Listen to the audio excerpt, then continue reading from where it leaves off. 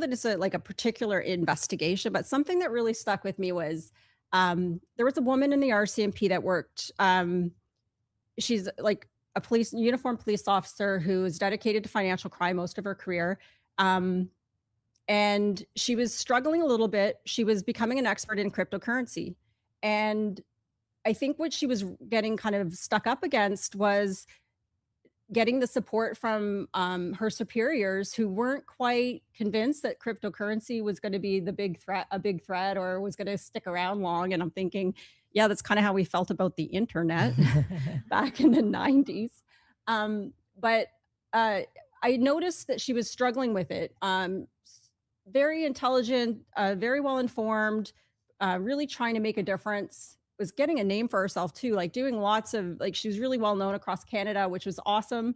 And it was like, how do I support this? Because I think this is big, and a lot of cryptocurrency is not illegal, but a lot of criminals are certainly using it to move their money.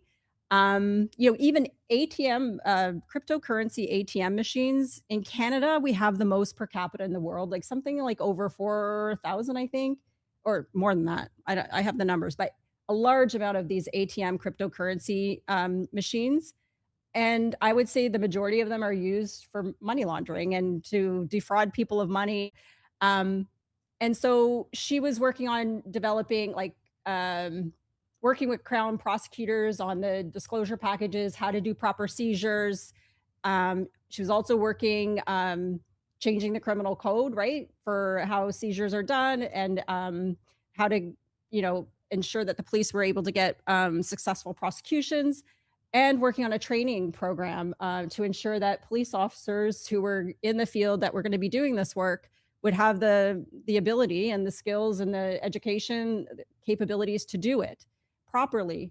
Um, and just being able to kind of see that uh, thing and dust it off and support it and really try to elevate what one individual really was pushing so hard for in the RCMP. And now I see it's really taken off. But like it's really interesting to see that I was able to, in my circle of influence, be able to support something and make sure that it was you know, um taking off the way it needed to, and it adds to public safety and economic security for Canada.